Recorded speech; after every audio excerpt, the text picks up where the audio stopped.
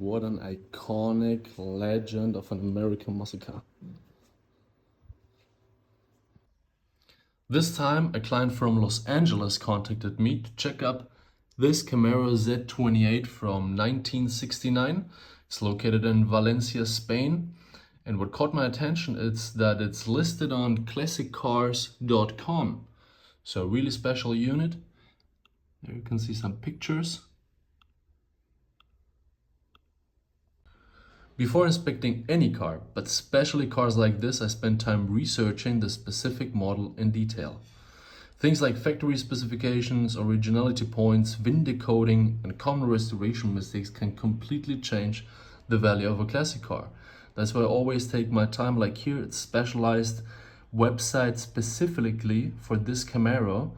It's called camaros.org, and they have a variety of information regarding the VIN number, authenticity, and so on. One channel that helped me a lot during this research was Backyard Bar Findings. There you can see it. If you're into classic cars, Camaros, Z28s, there is a lot of great information. This guy is amazing. Good, so today we are flying to Valencia to inspect the car, and here we are at the airport in Malaga. So let's see how it's gonna be.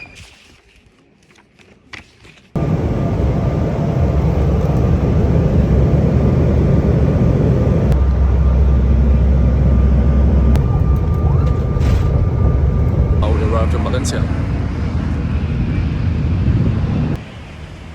We're gonna take something to eat, and after that we go directly to inspect the Chevrolet Z28. We arrived over here at the owner's house, and there we can see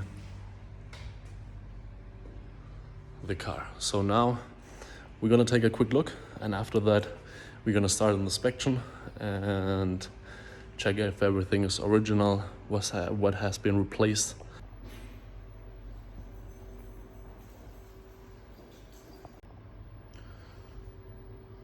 Good, so this would be the car. On top is all the documentation.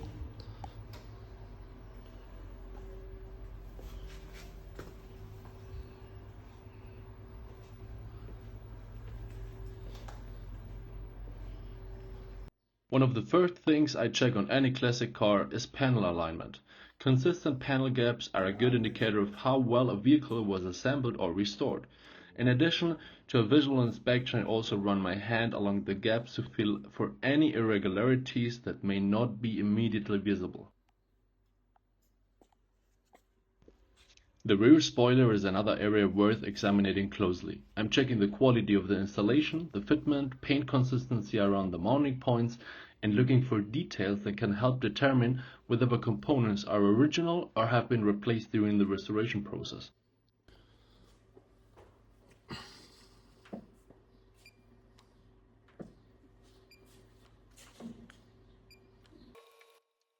Paint thickness measurements are a standard part of every inspection I perform.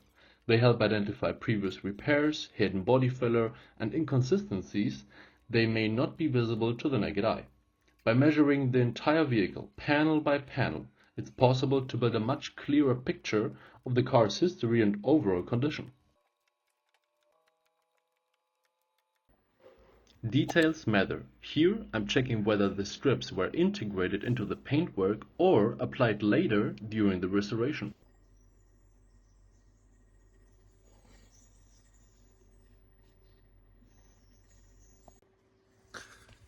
Wow, so I'm just inspecting over here the car, and the owner, the actual owner of the car, so nice.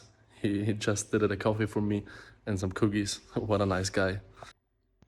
Next, I inspect the wheels, tires, and suspension components. This helps identify signs of wear, corrosion, previous repairs, or accident damage, while also providing a better understanding of the vehicle's overall condition and the quality of the restoration.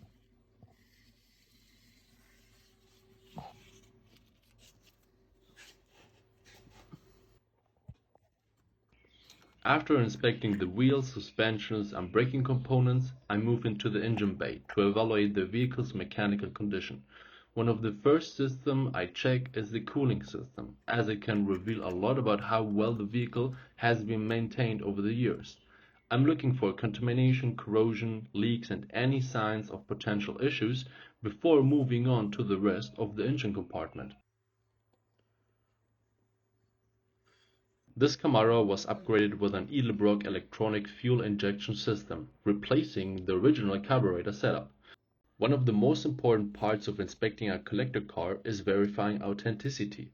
By checking casting numbers, stamping, and date codes, it's possible to confirm whether major components are correct for the vehicle and whether they match the period and specifications expected for a genuine 1969 Camaro Z28.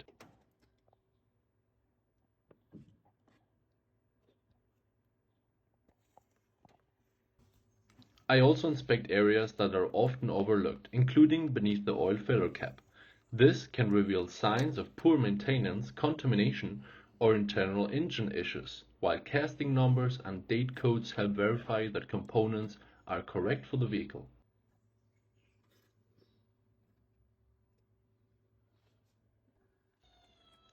An underside inspection often reveals details that simply can't be seen from above.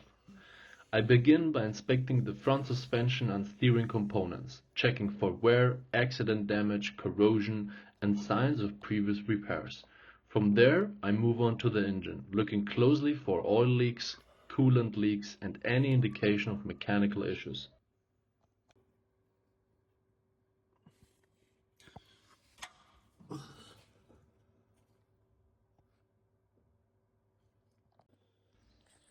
I also inspect the chassis and overall restoration quality, paying close attention to how fuel lines, brake lines, and other components have been routed and secured. Poor installation can lead to premature wear, rubbing, or long-term reliability concerns. Moving toward the rear of the vehicle, I inspect the leaf spring suspension, rear axle, and differential assembly. In this case, a small oil droplet was visible on the differential housing.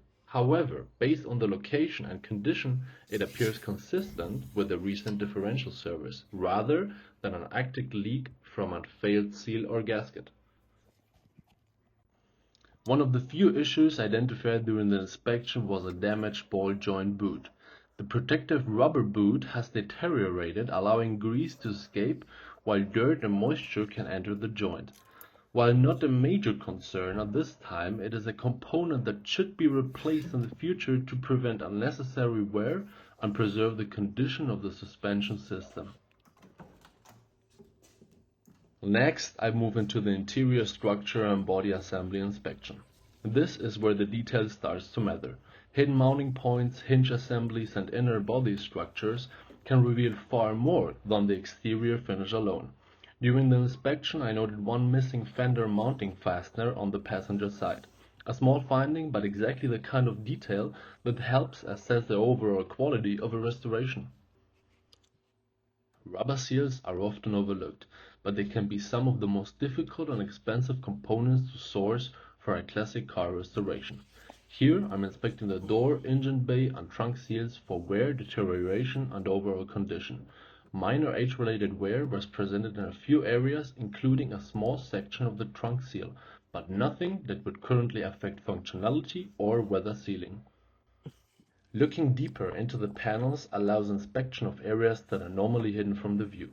This helps verify the condition of internal sheet metal, factory structure, spot welds, and the quality of any restoration work performed in the past. The rear wide quarter window operated smoothly through its full range of travel. However, the left rear quarter window showed increased resistance at one specific point during the operation.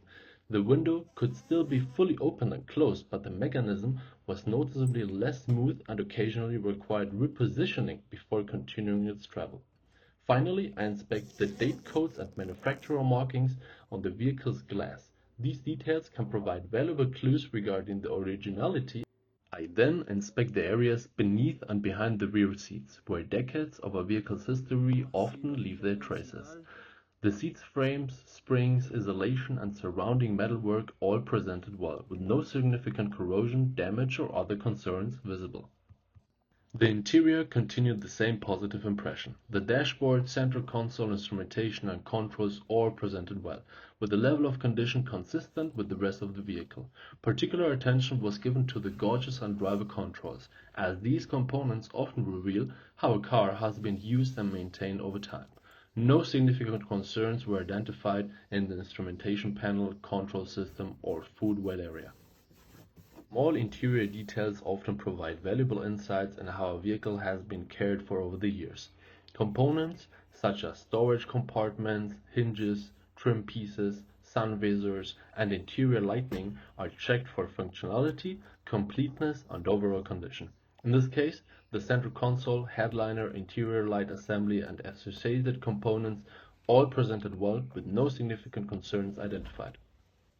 Attention then shifts to the driver's compartment, featuring the desirable N34 rosewood steering wheel paired with the correct NK1 horn cap. The instrument cluster and factory gauges are inspected for condition, originality, and overall presentation, helping verify the quality and completeness of the interior. Overall, the driver's area presented exceptionally well with no significant concerns noted.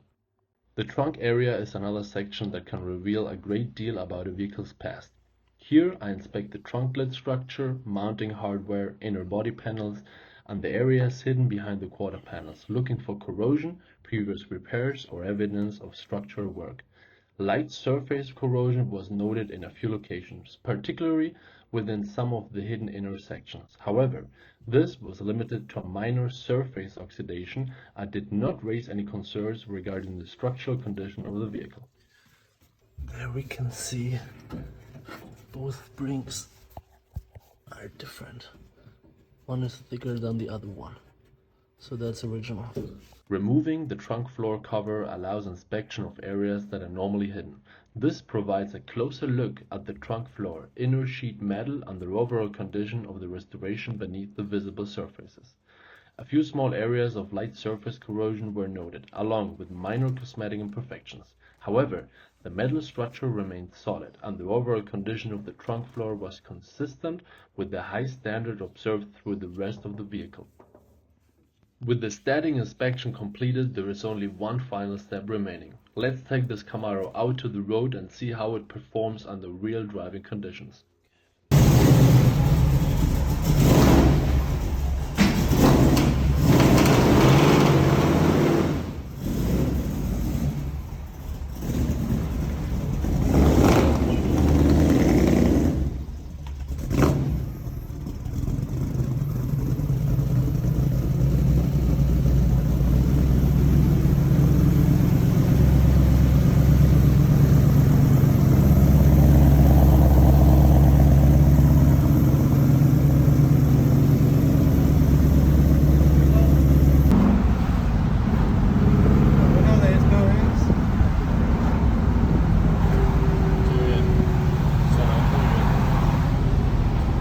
Another minor issue identified was a non-functional battery gauge.